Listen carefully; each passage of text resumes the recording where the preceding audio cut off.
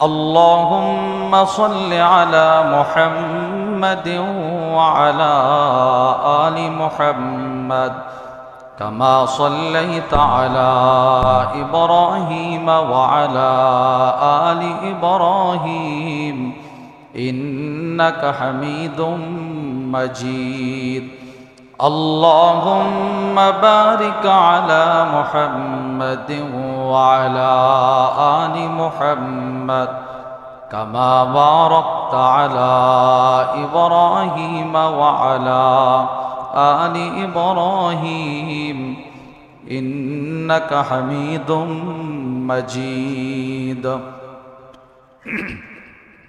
الله رب العالمين দরবারে অসংখ্য অগণিত শুকর যে আল্লাহ আমাদেরকে অত্যন্ত ভালোবেসে প্রতি মাসের ন্যায় এই মাসেও আমাদের সকলের প্রিয় প্রতিষ্ঠান মাদ্রাসায়ে ইসলামিয়া দারুল উলুম সুধন্যপুরের ইসলাহি মজলিসে আসার বসার তৌফিকটুকু দান করেছেন।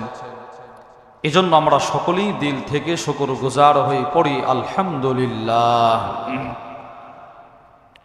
আপনাদের সামনে কুরআনুল কারীমের সূরাতুল হাশরের একখানা আয়াতে কারীমার অংশ বিশেষ আল্লাহ রব্বুল আলামিনের দয়া তার অনুগ্রহে আমারও তিলাওয়াত করার সৌভাগ্য হয়েছে, আপনাদেরও শ্রবণ করার সৌভাগ্য হয়েছে। এই আয়াতে কারীমার অংশকে সামনে রেখে কোরআন হাদিসের আলোকে খুবই গুরুত্বপূর্ণ একটি বিষয়ে কিছু কথা বলার আশা রাখি। ওয়ামা তৌফিকি ইল্লা বিল্লাহ। আল্লাহ তাআলা বলনেওয়ালা শ্রবণ করনেওয়ালা উভয়কে আমল ইখলাসের সাথে বলার শ্রবণ করার তৌফিক দান করেন, আমিন। প্রিয় ভাই আমার, এই আয়াতে একটা সুন্দর ব্যাখ্যা করেছেন আল্লামা আব্দুর রহমান ইবনু নাসির আস-সাদি রাহিমাহুল্লাহ, তাইসিরুল করিমির রহমান ফি তাফসিরি কালামিল মান্নান। অনেক সুন্দর একটা কিতাব। ওই কিতাবের মধ্যে লেখেন এই আয়াতটুকু হাদা শামিলুন লি উসুলিদ্দিন ওয়া ফুরুইহি যাহিরিহি ওয়া বাতিনি।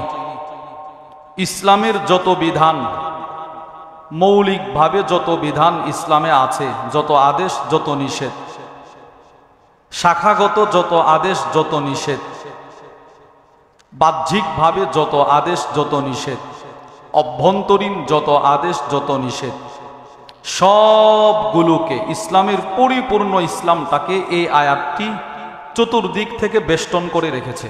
সুবহানাল্লাহ। চতুর্দিক থেকে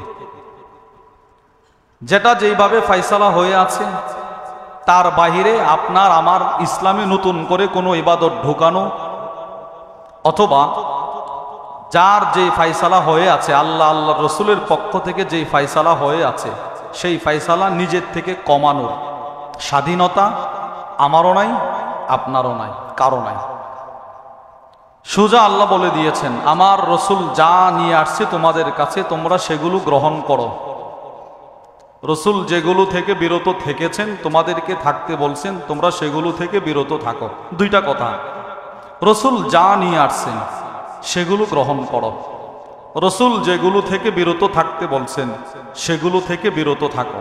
এই দুইটা কথা সাহাবায়ে কেরাম রিদওয়ানুল্লাহি তাআলা আলাইহিম আজমাইন নবীজি কি নিয়ে আসছেন প্রত্যেক সাহাবী তার ইসলাম ধর্ম গ্রহণ করার পর থেকে মৃত্যু পর্যন্ত নবীজির পিছনে থাকতেন। রসুল কখন কি নিয়ে আসেন, কখন কোন আমলটা হাদিয়া দেন এটা করার জন্য। জীবনে কোনো আমল নবীজির কাছ থেকে একবার দেখেছে কোন সাহাবী, এই আমলটা মৃত্যু পর্যন্ত আর কখনো ছাড়ে নাই। সুবহানাল্লাহ বলেন। একবার দেখছে, একবার, বাস, এটা মৃত্যু পর্যন্ত করছে। মা আতাকুমুর রাসূল, নবীজি যা নিয়ে আসছে, রসুল যা করছে, নামাজ কেমনে পড়ছে, রোজা কিভাবে রেখেছে, তাসবিহ কিভাবে পড়েছে, সেজদা কিভাবে করেছে, সাহাবার ওইগুলো শিখছে। কিছু দৃষ্টান্ত শুনলে আপনারা বুঝবেন নবীজির গোটা 63 বছরের জিন্দেগি থেকে সাহাবারা কত সুন্দর করে আমলগুলো নিজের মধ্যে ফিট করতেন। একবার একটা আমল দেখেছে, এটা সাহাবী করছে, এটা ছাড়ে নাই, কোনো আমলও তো ছাড়ে নাই, এটাও ছাড়ে নাই, যেটা আমাদের চোখে ছোট থেকে ছোট আমল। দৃষ্টান্ত নম্বর 1, তিরমিজি শরীফের বর্ণনা। ওয়ান সাইয়ারিন রাহিমাহুল্লাহু তাআলা আনহু ক্বাল কুনতু আমশি মা সাবিত আল বুনানি রাহিমাহুল্লাহ। হযরত সাইয়ার একজন বুজুর্গ, তিনি বলেন, আমি রাসূলুল্লাহ সাল্লাল্লাহু আলাইহি ওয়াসাল্লামের সাহাবী না একজন তাবিঈ হযরত সাবিত বুনানির সাথে রাস্তা দিয়ে হাঁটতেছি, সাহাবী না তাবিঈ, রাস্তা দিয়ে হাঁটতেছি। ফামাররা আলা সিবিয়ান, ওই সাবিত বুনানি রাহিমাহুল্লাহ রাস্তা দিয়ে চলার সময় কিছু বাচ্চাদেরকে দেখতে পাইলেন, তো তিনি বাচ্চাদেরকে সালাম দিছে। ফাসাল্লামা আলাইহিম, বাচ্চাদেরকে ডাইকায় না একটা সালাম দিছে। তো সাথী যিনি হাঁটতেছেন তিনি হযরত সাবিত বুনানিকে বলতেছেন, আশ্চর্য, আপনি এত বড় বুজুর্গ তাবিঈ, আপনিও কি বাচ্চাদেরকে সালাম দেওয়ার সুযোগটা পান? কো ভাই সাইয়ার, বাচ্চাদেরকে সালাম দেওয়া এটা একটা আমল, এই আমলটা আমি সরাসরি নবীজির 10 বছরের খাদেম হযরত আনাস ইবনে মালিক রাদিয়াল্লাহু তাআলা আনহুর কাছ থেকে শিখেছি। এরপর থেকে আমি যতটা বাচ্চাকে দেখি এই আমলটা করি। তাই না? কি বলে? হ্যাঁ।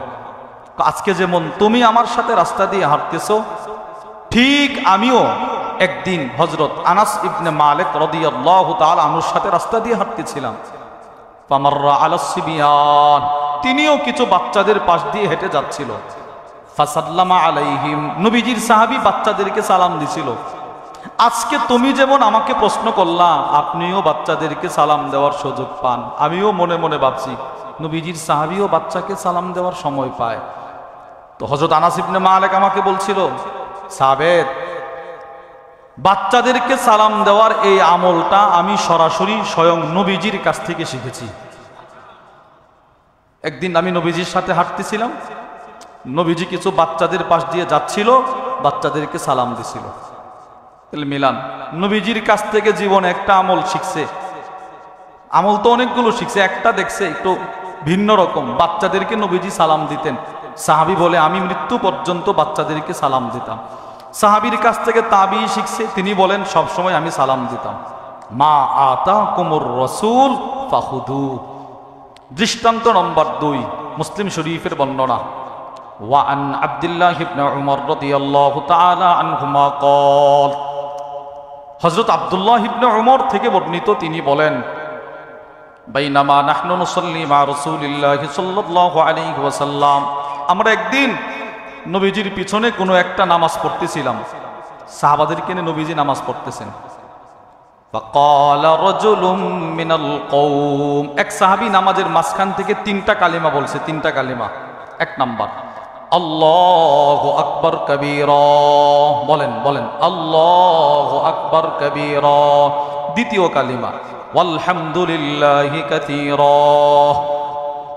তৃতীয় কালিমা ওয়া সুবহানাল্লাহি বুকরাতাও ওয়া আসীলা। এই 3টা কালিমা একজন সাহাবী নামাজের মাঝখানে বলে উঠছে জোরে জোরে। এতটা জোরে বলছে নবীজি নামাজ পড়ানো থেকে শুনে ফেলছে। 3টা কালিমা কি কি ভাই? আল্লাহু আকবার কাবীরা ওয়ালহামদুলিল্লাহি কাসীরা ওয়া সুবহানাল্লাহি বুকরাতাও ওয়া আসীলা। নামাজ শেষ। রাসূল বললেন, মানিল কাইল কালিমাতা কাদা ওয়া কাদা, কে এই কালিমাগুলো পড়ছিল নামাজে? দাঁড়াও একটু, দাঁড়াও, কে পড়ছে? তো ওই সাহাবী কিছুটা ঘাবড়ায় গেছে, নবীজি আবার দাঁড় করায় কিছু বলে কিনা, উনি একটু ভীত সন্ত্রস্ত হয়ে দাঁড়াইছে। আল্লাহর রাসূল কি বলে? আজিবতু লাহা, তুমি পড়ছিলা? জি। তো তোমার 3 কালিমার সওয়াবের বর্ণনা জিবরিল আমাকে নামাজের মধ্যে দেওয়ার পর আমি তোমার 3 কালিমার সওয়াবের বর্ণনা শুনে আশ্চর্য হয়ে গেলাম। সুবহানাল্লাহ। নবীজি বলে, আমি আশ্চর্য হয়ে গেছি। ইয়া রাসূলুল্লাহ, কেন? ফুতিহাত লাহা আবওয়াবুস সামা, তোমার 3 কালিমার সওয়াব নেওয়ার জন্যে ফেরেশতারা যেইভাবে দৌড়াদৌড়ি শুরু করেছে, আল্লাহ পাক এদের জন্য আকাশের সবগুলো দরজা খুলে দিয়েছে। বলেন আল্লাহু আকবার কাবীরা ওয়ালহামদুলিল্লাহি কাসীরা ওয়া সুবহানাল্লাহি বুকরাতাও ওয়া আসীলা আল্লাহু আকবার কাবীরা ওয়ালহামদুলিল্লাহি কাসীরা ওয়া সুবহানাল্লাহি বুকরাতাও ওয়া আসীলা। হাদিস এখানে শেষ। এবার এই হাদিস যেই সাহাবী বর্ণনা করতেছেন ওনার নাম হলো হযরত আব্দুল্লাহ ইবনে উমর রাদিয়াল্লাহু আনহুমা। তিনি বলেন ফামা তারাকতুহুন্না মুনযু সামি'তু রাসূলুল্লাহি সাল্লাল্লাহু আলাইহি ওয়াসাল্লাম, আল্লাহর নবীর কাছ থেকে এই 3 কালিমার ফজিলত শোনার পর থেকে আজকে মৃত্যু পর্যন্ত আমি আব্দুল্লাহ এই 3 কালিমা কোনোদিন ছাড়ি নাই। সুবহানাল্লাহ। আমি প্রতিদিন এই 3টা কালিমা পড়ছি, আমি প্রতিদিন এই 3 কালিমা পড়ছি। এই হাদিস থেকেও আপনারা কি বুঝলেন? মা আতাকুমুর রাসূলু ফাখুযুহু, রাসূল যা নিয়ে আসছেন সাহাবারা সেগুলো গ্রহণ করতেন, খুঁজতেন নবীজি কখন কি বলে। সাহাবী আব্দুল্লাহ ইবনে উমর তিনি বলেন আমি মৃত্যু পর্যন্ত এই 3টা কালিমা ছাড়ি নাই। দৃষ্টান্ত নম্বর 3, এটাও মুসলিম শরীফের বর্ণনা। وعن علي بن أبي طالب رضي الله تعالى عنه قال أن فاطمة أتت النبي صلى الله عليه وسلم تسأله خادما, নবীজির কলিজার টুকরা মেয়ে হযরত ফাতেমা রাদিয়াল্লাহু তাআলা আনহা একদিন আব্বার কাছে গেছেন, রাসূলের কাছে গেলেন, নিজের বাবার কাছে গেছে। এক বর্ণনায় আছে রাসূলকে ঘরে পায় নাই, আর এক বর্ণনায় আছে নবীকে ঘরে পাইছেন। গিয়ে বলে আব্বু সারাটা দিন ঘরের কাজ করতে করতে হাতে ঠসা উঠে গেছে, কুয়া থেকে রশি দিয়ে পানি উঠাইতে উঠাইতে বুকে দাগ পড়ে গেছে।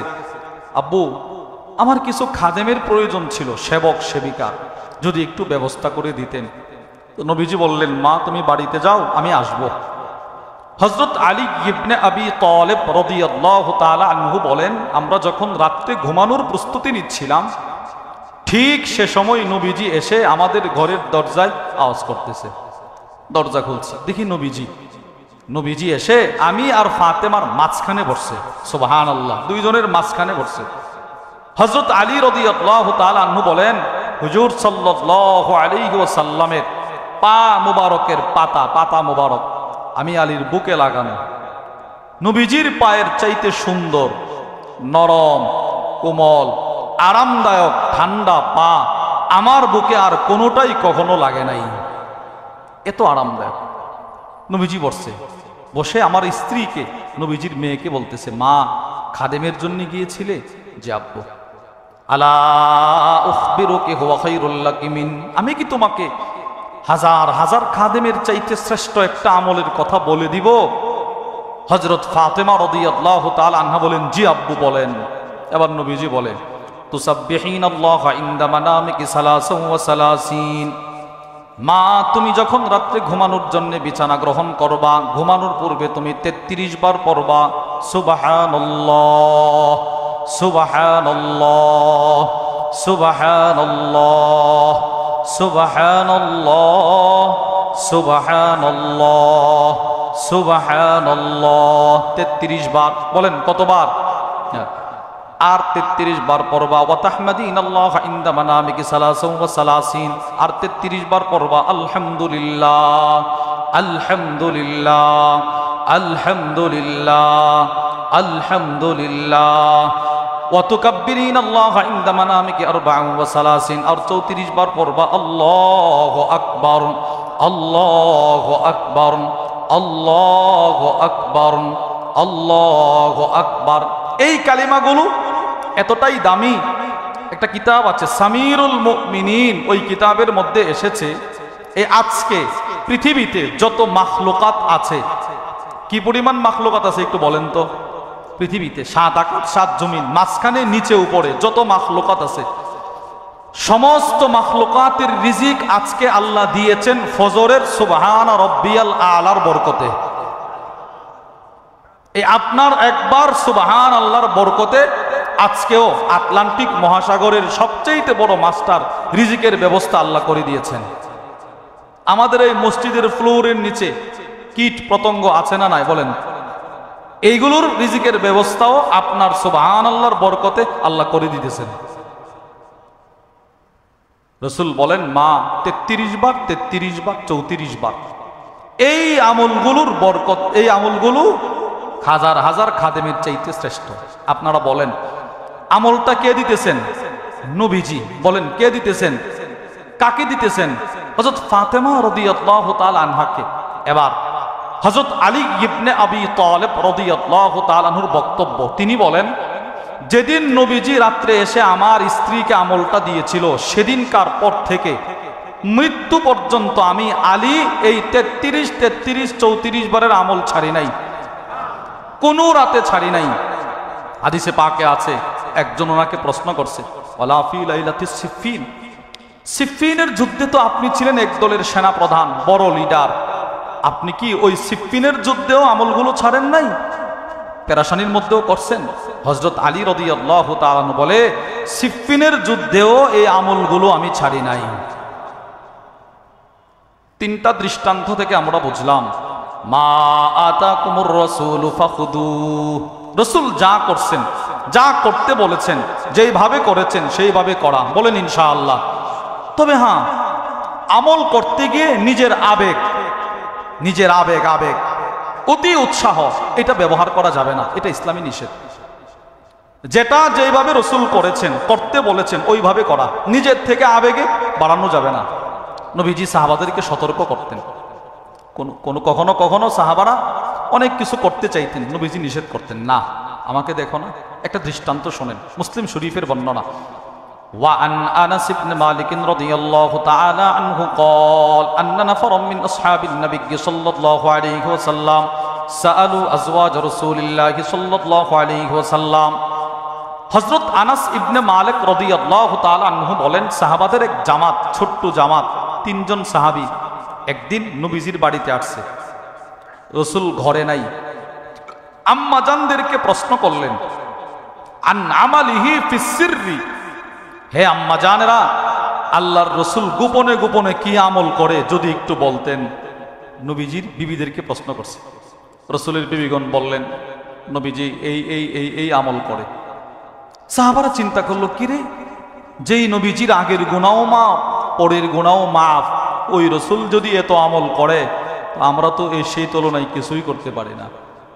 3 জন সাহাবীর মধ্য থেকে একজন বলে ওয়াকালা বাদুহুম লা আতাজাওয়াজুন নিসা, আমি আজকের পর থেকে আর বিবাহ করব না, আমি আমার জীবন যৌবন পুরাটাই ইবাদত করতে করতে শেষ করে দিব, কাটায়া দিব, আমি আর বিবাহ করব না। একজন। দ্বিতীয়জন বলে ওয়াকালা বাদুহুম লা আকুলুল লাহাম, আমি আজকের পর থেকে আর খাবার খাবো না, গোশত খাবো না, রোজা রাখবো, জীবন ধারণ পরিমাণ কিছু খাবার খাবো, বাকি সময়টা রোজা রাখবো। সুন্দর সুন্দর কথা বলতেছে। তৃতীয়জন বলে লা আনামু আলা ফিরাশ, আমি আজকের পর থেকে আর বিছানায় পিঠ লাগায়া ঘুমাবো না। 3 জন 3টা কথা বলছে। 3 জনের উদ্দেশ্য ইবাদত বেশি করা। বলেন ইবাদত কি করা ভাই? বেশি করা। 3 জনের উদ্দেশ্য কিন্তু ভালো, কথাগুলো শুনতে সুন্দর। 3 জন এটা বলে চলে গেছে। নবীজি বাড়িতে আসলেন। আম্মা জানেরা বলেন ইয়া রাসূলুল্লাহ, আপনার 3 জন সাহাবী আসছিল, 3 জন আপনার আমল সম্পর্কে জিজ্ঞেস করলো। আমরা জানানোর পর একজন বলে আর কখনো বিবাহ করবে না, আরেকজন বলে আর কখনো ইফতার করবে না, রোজা রাখবে, আরেকজন বলে আর কখনো ঘুমাবে না। নবীজি রাগ হয়েছেন। রাসূল সমস্ত সাহাবাদেরকে মসজিদে নববীতে জমা করলেন। জমা করে বলে মা বালু আকওয়াম, মানুষের কি হলো, সাহাবাদের কি হলো যে তারা কালু কাদা ও কাদা, এমন এমন কথা বলে। কেউ বলে আর কখনো বিবাহ করবে না, কেউ বলে আর কখনো রোজা ভাঙবে না, লাগাতার রোজা রাখবে, কেউ বলে আর কখনো ঘুমাবে না। তারা এমন কথা কেন বলে? তারা কি আমাকে দেখে না? উসাল্লি ওয়া আসুম ওয়া আনাম ওয়া উফতির, আমি নবীজি রোজাও রাখি, ইফতারও করি, ঘুমাই, নামাজও পড়ি, বিবাহ করি। সুবহানাল্লাহ বলেন। আমি যদি স্বাভাবিকভাবে ইবাদত করতে পারি তো তারা কি আমার চাইতে বেশি ইবাদত করবে? না, এটা মোটেও উচিত নয়। তাহলে আপনারা এই হাদিস থেকে কি বুঝলেন? ইসলামে অনেক কিছু সুন্দর দেখা যাবে, সুন্দর দেখতে তো অনেক সুন্দর। হুজুর সাল্লাল্লাহু আলাইহি ওয়াসাল্লামের জন্মদিন ঢোল ঢাকনা পিটিয়ে পিটিয়ে আওয়াজ দিয়ে দিয়ে পালন করা দেখতে তো সুন্দর। নবীজির জন্মের দিনটাকে সামনে রেখে জোহর, আসর, মাগরিব এই নামাজগুলো বাদ দিয়া নবীজির জন্মদিন পালন করা দেখতে সুন্দর, কিন্তু ইসলাম, কোরআন আর সুন্নাহ এটাকে সাপোর্ট করে না। এটা আমাকে দেখতে হবে, এটা আমাকে বুঝতে হবে। না, আমার আবেগ দিয়ে এটা হবে না। নবীজি নিষেধ করছে। মা আতাকুমুর রাসূলের মধ্যে পড়ছে কিনা এটা আমাকে দেখতে হবে। সাহাবাদের আমল এটা ছিল কিনা দেখতে হবে। যদি না থাকে তো না, ওইটা আমি করতে পারবো না। তাহলে আমরা বুঝলাম মা আতাকুমুর রাসূলু ফাখুদু, রাসূলুল্লাহ সাল্লাল্লাহু আলাইহি ওয়াসাল্লাম যা নিয়ে এসেছেন ওইগুলো করা। ওয়া মা নাহাকুম আনহু ফান্তাহু, আর হুজুর সাল্লাল্লাহু আলাইহি ওয়াসাল্লাম যেগুলো থেকে আমাদেরকে উম্মতকে নিষেধ করেছেন সেগুলো থেকে নিজেকে বিরত রাখা, নিজেও বিরত থাকা। তাহলে মা আতাকুমুর রাসূলের তিনটা দৃষ্টান্ত আমরা শুনলাম। এবার শুনেন মা নাহাকুম আনহু ফান্তাহু। হযরত আব্দুল্লাহ ইবনে উমর একদিন রাস্তা দিয়ে হাঁটতেছেন, নবীজি যা নিষেধ করেছেন, রাসূল যা করে নাই সেগুলো আমরা করব না। হযরত নাফে বলেন হযরত আব্দুল্লাহ ইবনে উমর রাস্তা দিয়ে হাঁটতেছেন, হাঁটার সময় একটা গানের আওয়াজ ওনার কানে আসছে। গানের আওয়াজ। ভাই বলেন কিসের আওয়াজ? গানের আওয়াজ আসছে।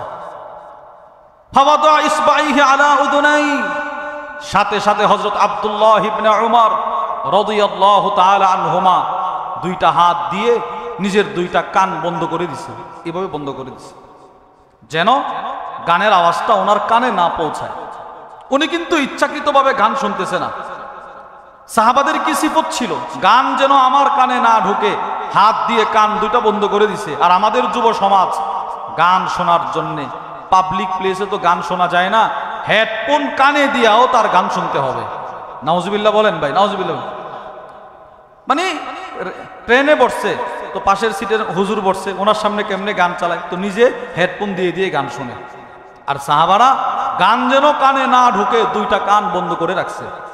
ওয়ানা আনিত তরিক, রাস্তা থেকে খানিকটা দূরে চলে গেছে। অনেক দূরে যাওয়ার পর সাহাবী খাদেম হযরত নাফে প্রশ্ন করলেন যে আপনি এগুলো করতেছেন কেন?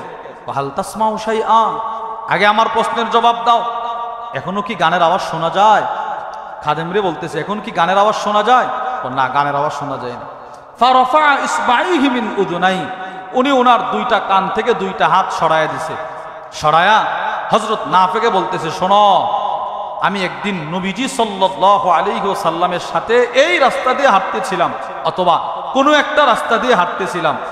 ফাসামিআ মিসলা হাযা ফাসানাআ মিসলা হাযা, আমি আল্লাহর রাসূলকে দেখেছি নবীজি সাল্লাল্লাহু আলাইহি ওয়াসাল্লামের কান মুবারকে গানের আওয়াজ ঢোকার আগে আগেই নবীজি নিজের দুইটা হাত মুবারক দিয়ে দুই কান মুবারক বন্ধ করে দিয়েছিলেন।